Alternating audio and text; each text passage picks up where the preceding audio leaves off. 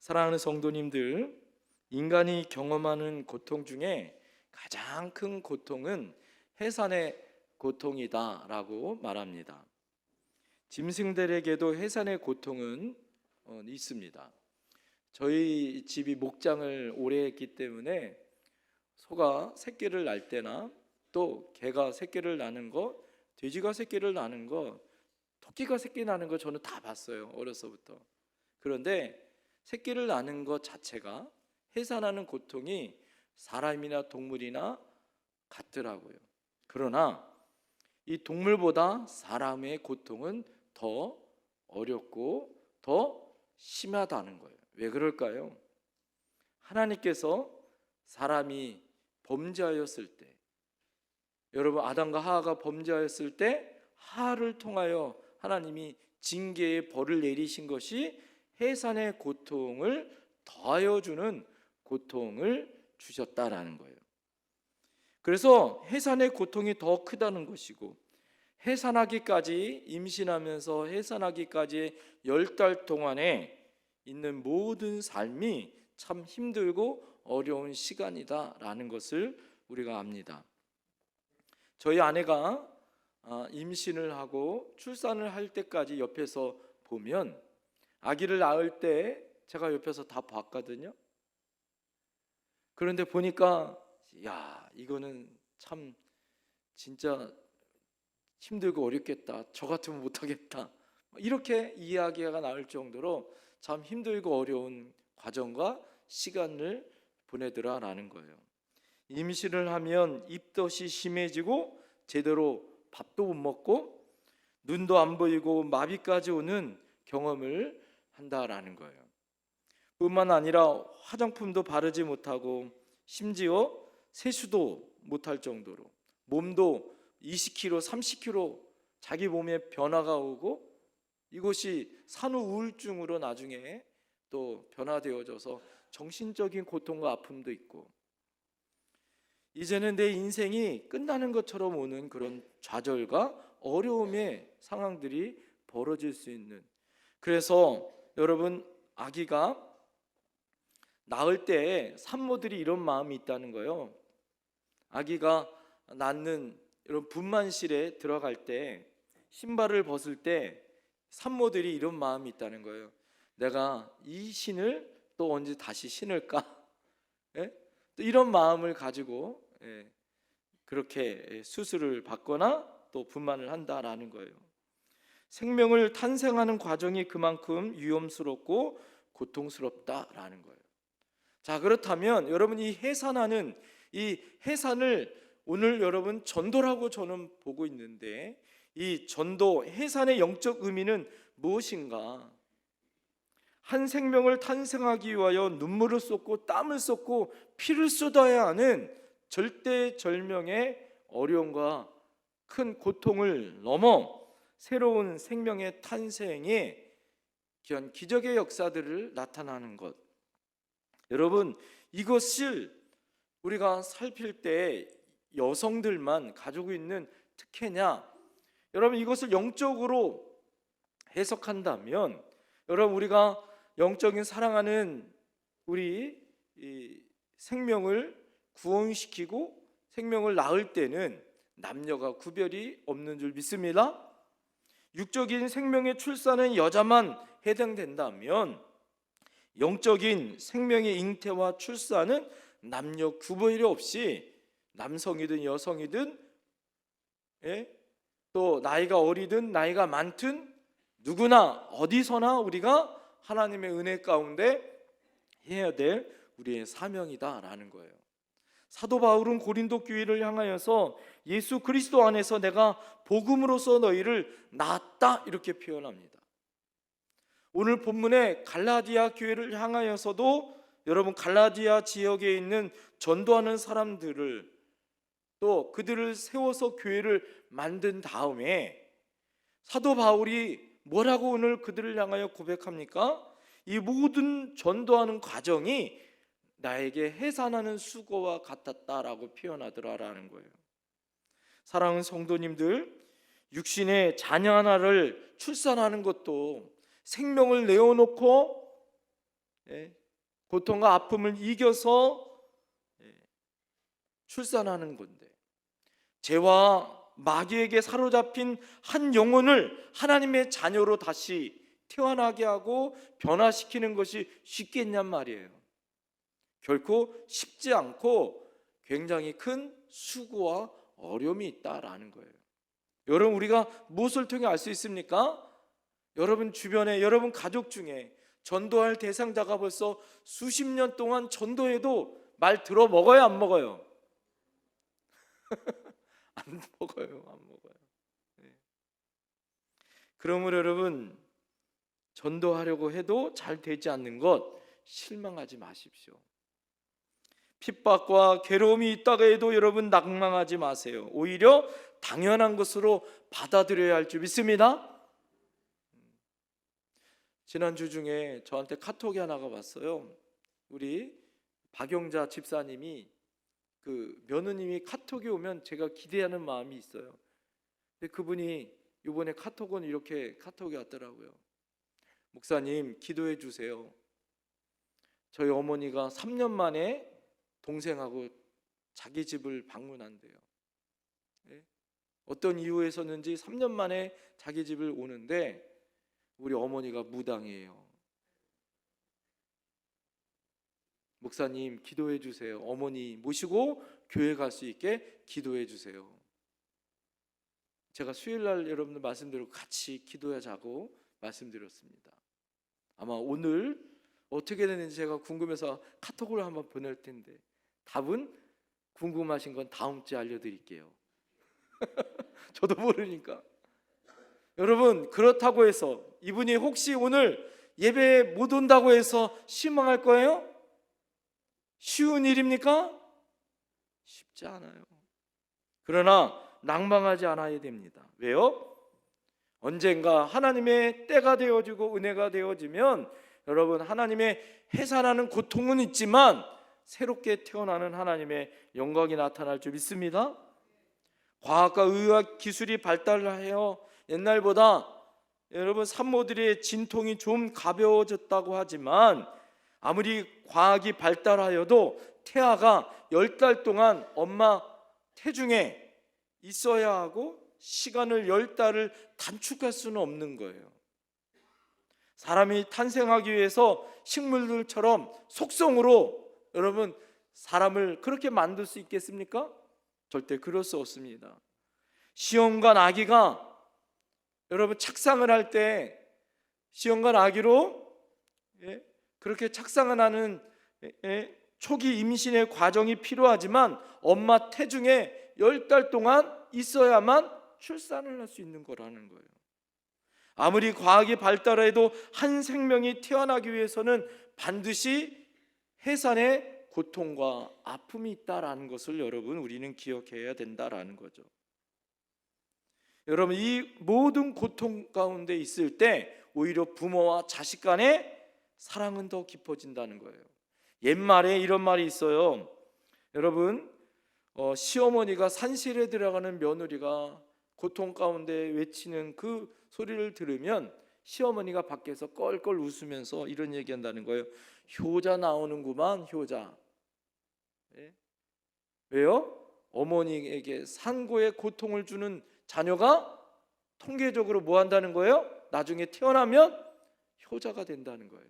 그런데 과학적으로 스웨덴에서 정말 실험을 해봤더니 무통분만으로 태어난 자녀들보다 역학조사를 해보니까 심한 고통과 아픔에 태어난 자녀들이 부모와 애착관계가 더 잘 되더라는 결과가 있더라는 거예요.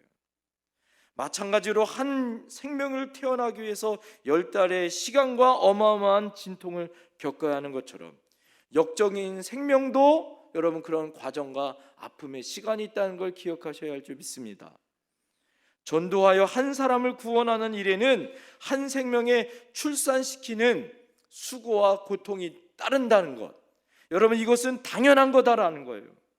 산모가 피를 흘리고 땀을 흘리고 피가 나고 어려운 생명을 내어놓는 그런 고통과 아픔이 있을 때 한 생명이 태어나듯이 한 생명을 교회에 나오게 하고 구원받게 하고 변화시키고 하나님의 사람이 되는 것, 여러분 눈물 없이는, 눈물의 기도 없이는 안 되는 줄 믿습니다.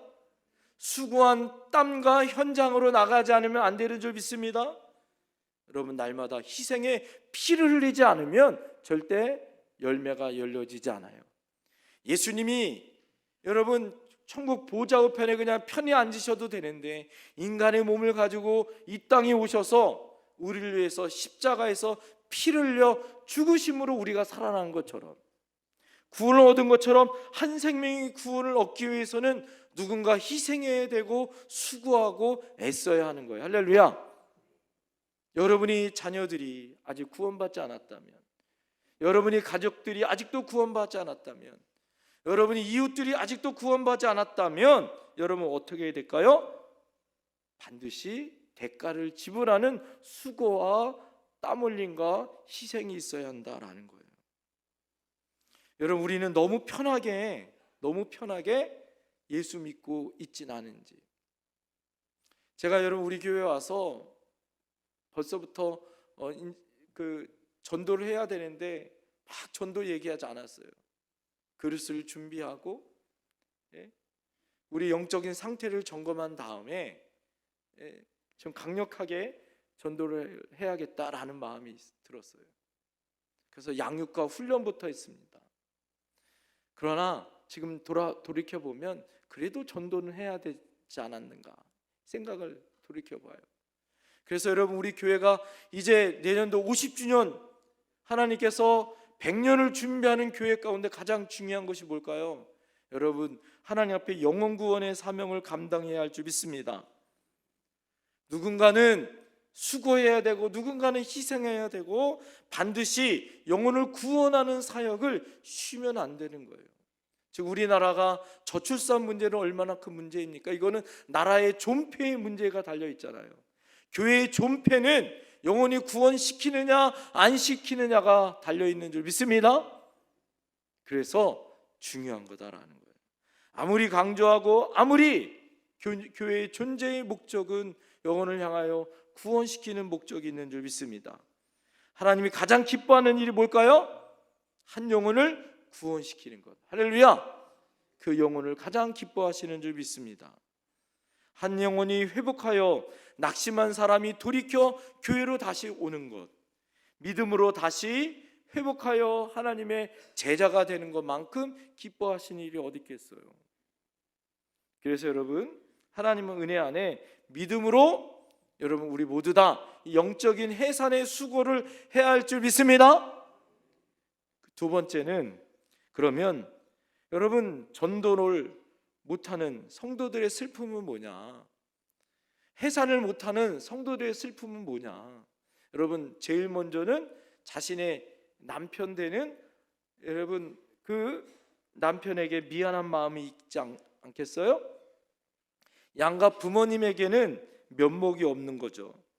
자녀를 기르는 남편이나 부모님에게 얼마나 송구스럽겠습니까? 더군다나 자녀를 귀히 여기는 집안이라면 더욱 자녀를 기다릴 텐데 자녀를 낳지 못한다면 그 마음이 얼마나 무겁고 힘들겠어요. 창세기에 보면 야곱의 아내가 4명씩이나 됐습니다.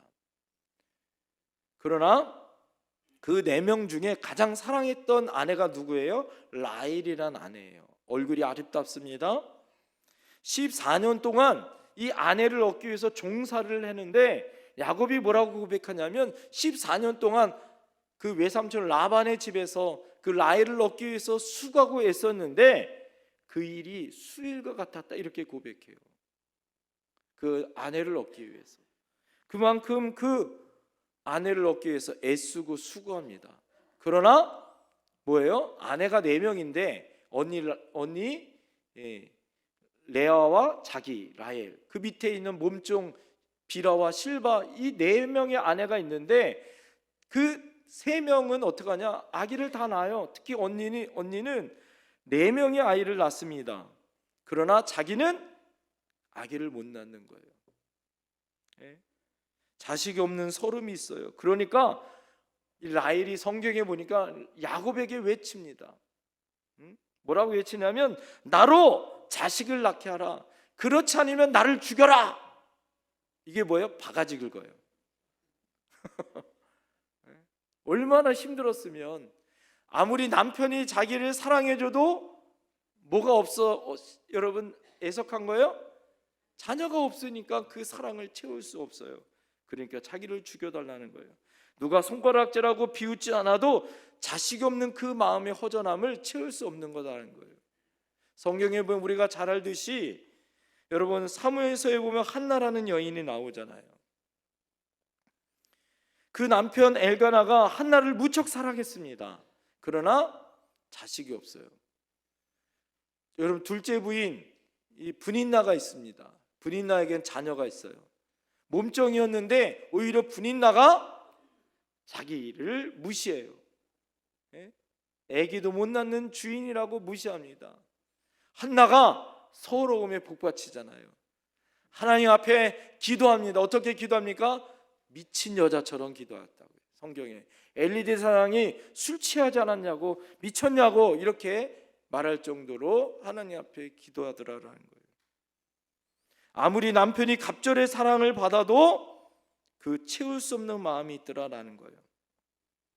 그런데 문제는 육신의 자식을 낳지 못해도 이렇게 안타까운데, 여러분 내 마음에 영적인 자녀를 내 삶에 낳지 못한다면 우리가 하나님 보시기에 어떠냐 말이에요.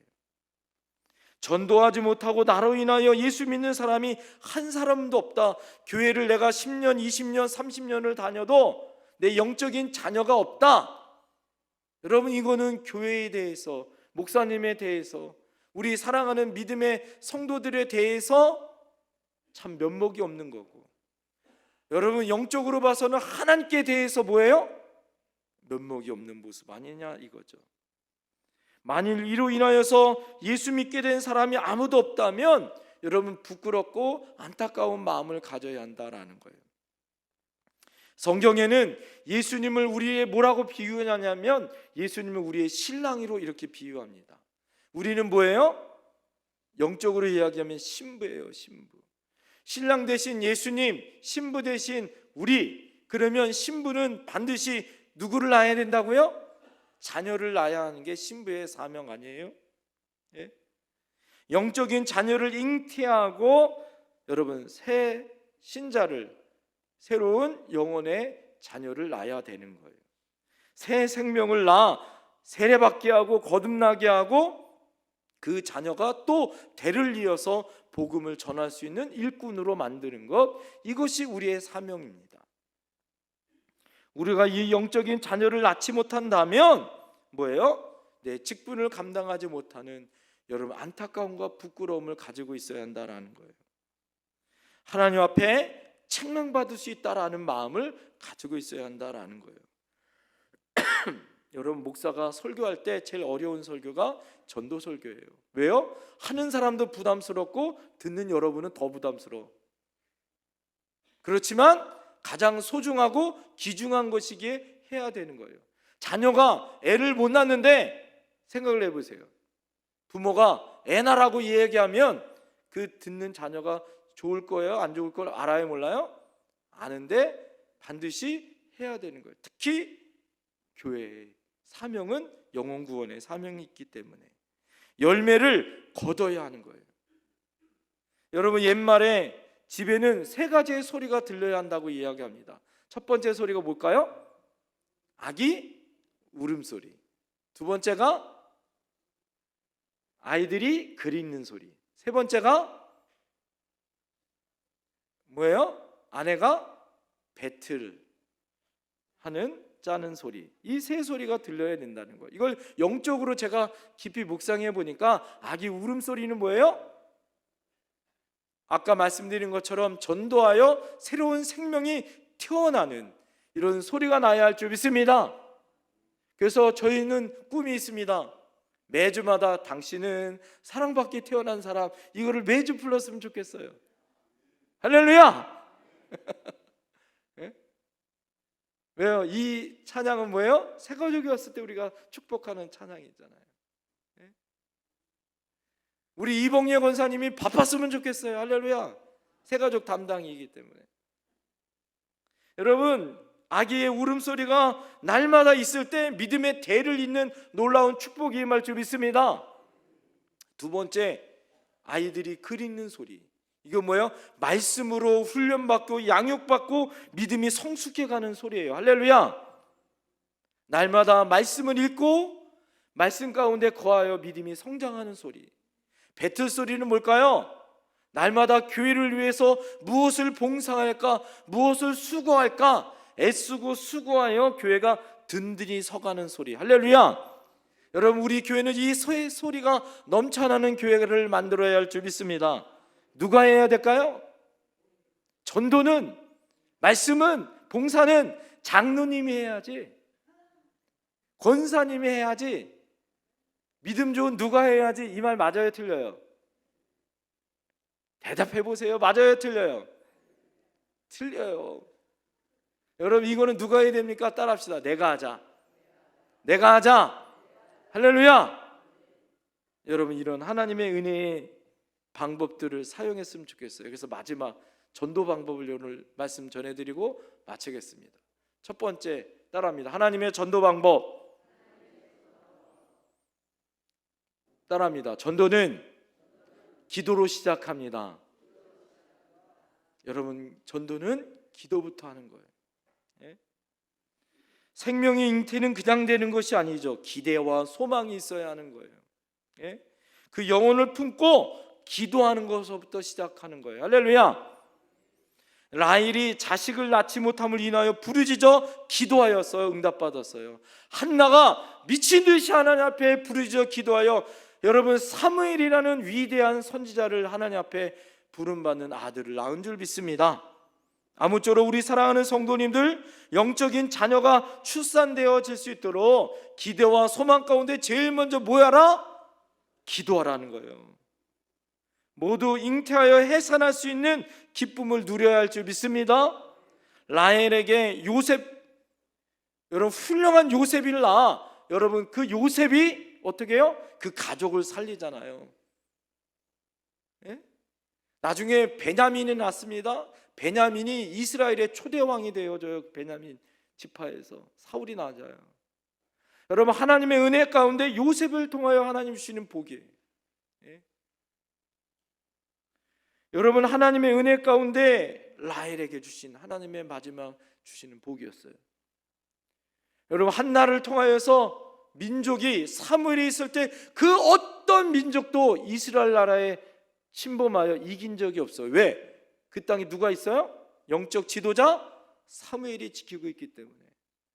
여러분에게 하나님이 이런 하나님의 영적인 하나님의 그런 자녀들을 낳을 수 있는 은혜가 임할 줄 믿습니다. 이사야서 66장 9절에 보니까 나는 해상케 하는 자인즉 어찌 태를 닫겠느냐. 할렐루야. 여러분, 하나님은 해상케 하는 자인 줄 믿습니다. 할렐루야. 태가 여러분 닫아진 게 아니라 하나님이 열릴 줄 믿습니다. 여러분, 육신의 태는 닫힐 수 있어요. 그러나 여러분, 영적인 여러분의 태는 닫힌 것이 아니라 열릴 줄 믿습니다. 날마다 풍성풍성하게 쌍둥이도 낳고 내 쌍둥이도 낳고. 할렐루야. 하나님의 은혜로 하나님의 영적인 풍성한 하나님의 은혜가 임하는 거예요. 여러분, 한나와 라헬이 자식이 없는 것이 수치로 알고 간절히 소망 가운데 기도하여 자녀를 얻던 것처럼 여러분, 우리도 하나님의 은혜 가운데 하나님 나에게 전도할 마음을 주세요. 여러분, 전도할 대상자가 없다면 기도하세요. 하나님이 생각나게 하시는 사람이 있을 줄 믿습니다. 적어도 2사람, 올해는 한 사람 앞에 한 사람은 내가 반드시 전도하겠다. 양쪽에 2사람을 놓고 여러분 기도해 보세요. 그리고 목장에서 함께 모일 때마다 기도하고 짝을 정해서 그 짝끼리 서로 기도해 주고, 그러면 그 사람이 구원받으면 내 기도의 응답이기 때문에 은혜가 임하는 줄 믿습니다. 여러분, 하나님 앞에 기도로 준비할 줄 믿습니다. 두 번째, 따라합니다. 전도는 현장에 나가야 합니다. 여러분, 전도는 이론이 아니에요. 전도 방법 많이 안다고, 전도는 이런 거라고 아는 것, 그리고 현장에 나가지 않으면 절대 전도되지 않습니다. 나가야 만날 수 있고, 만나야 전할 수 있고, 전해야 거둘 수 있는 거예요. 제일 먼저가 뭐예요? 만나야 하는 거예요. 현장에 나가야 하는 게 제일 먼저예요. 예수님의 제자의 대부분은 뭡니까? 누구예요? 어부들이죠. 그죠? 어부들에게는요 잘 아는 게 있어요. 그게 뭐냐면 어장이 있다는 거예요. 갈릴리 호수에 그들은 잔뼈가 굵은 어부들이었습니다. 어디 가면 고기가 많은지 알아요, 몰라요? 알아요. 그걸 어장이라는 거예요. 또 하나 그물을 던져요.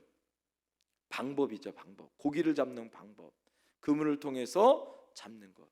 그래서 여러분, 이 반드시 전도 대상자들은요 뭐가 있어야 되냐면 어장이 있어야 하는 거예요.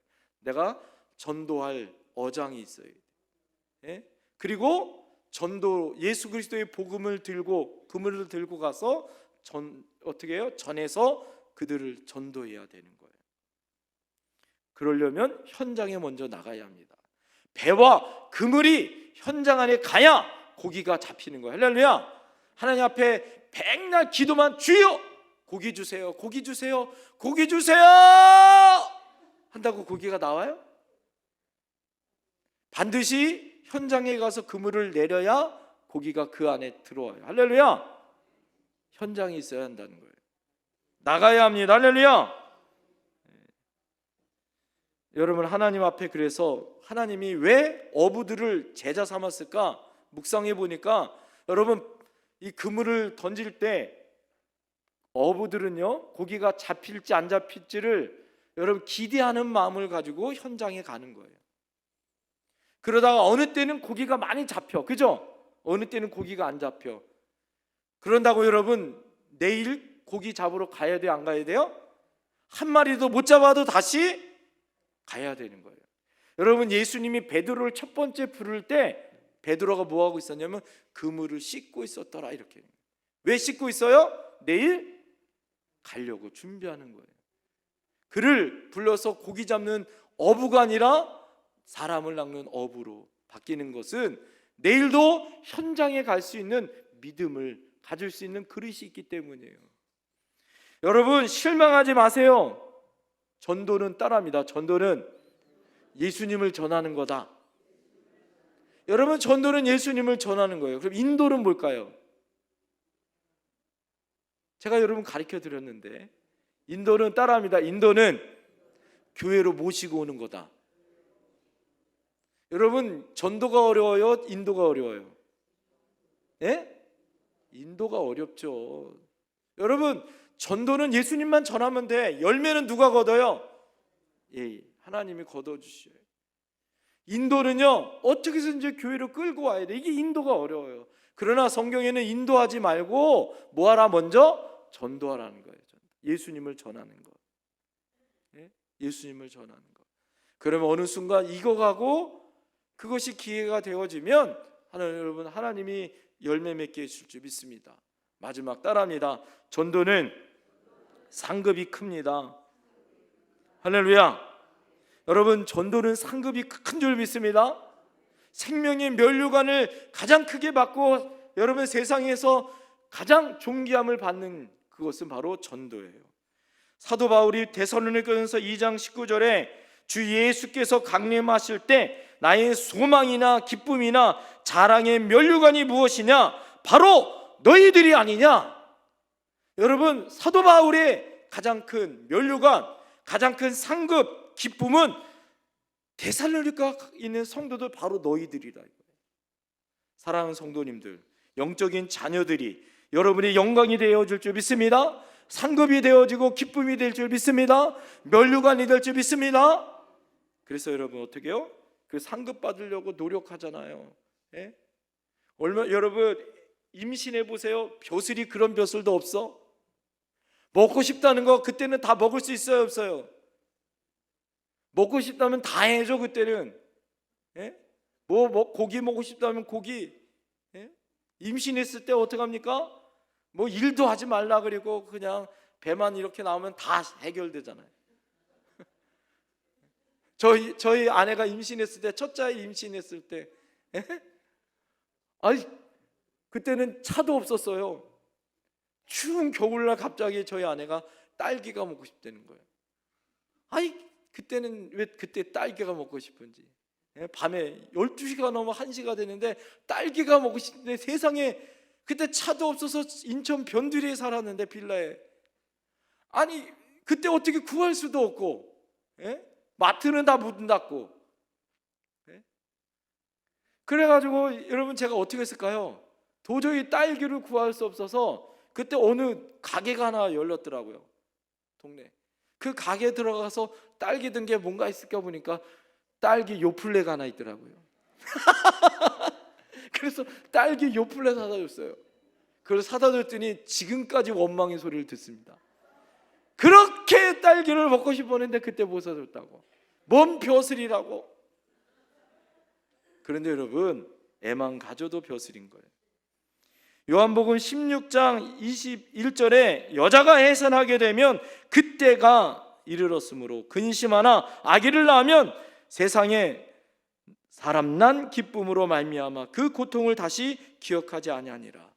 그 진통이 얼마나 센지, 야 내가 다시 아기 낳지 않겠다. 그러나 애 낳고 그 아기를 보면 뭐예요? 그 고통을 잊을 정도로 그 기쁨이 있다는 거예요. 하나님이 여러분 세상이 줄 수 없는 그 기쁨을 우리에게 줄 줄 믿습니다. 영적인 자녀가 교회로 와서 예배드리고 또 그 자녀가 믿음이 성장하여 또 교회에서 아름다운 하나님의 사역을 감당하고 직분을 받고 영광의 자리에 있을 때 얼마나 감사해요. 제가 참 보람될 때 눈물 날 때가 있었어요.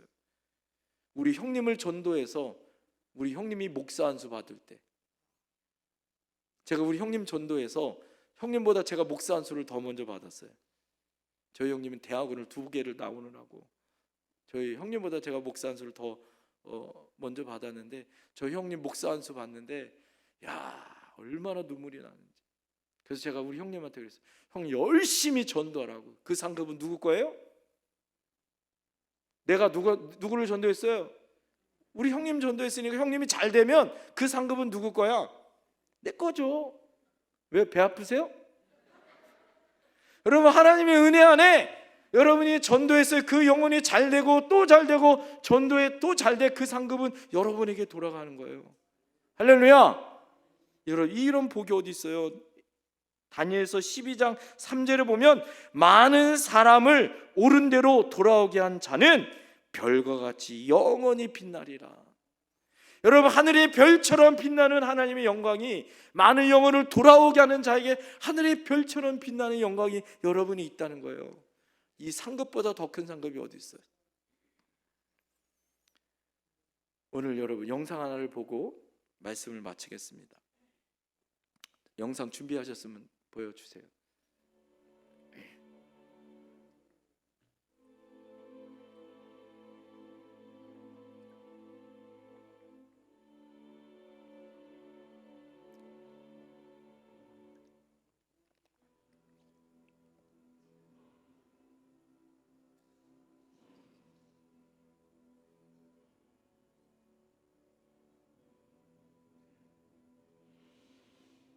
소리를 조금만 튀어주세요.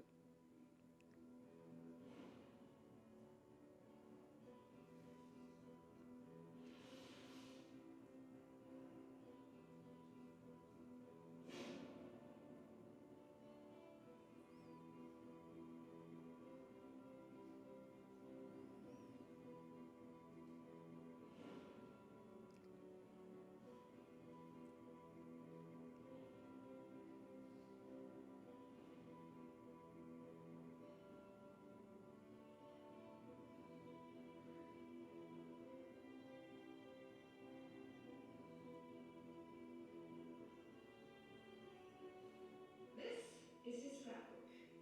All kinds of fascinating pictures in it. As you can see, this is a picture of Nicholas Woodin himself with one of the children he rescued. That here is the list of all the children. This is Vera Diamond. Now, Vera Gissing. We did find her name on his list. Vera Gissing is with us here tonight. Hello, Vera. And I should tell you that you are actually sitting next to Nicholas Woodin.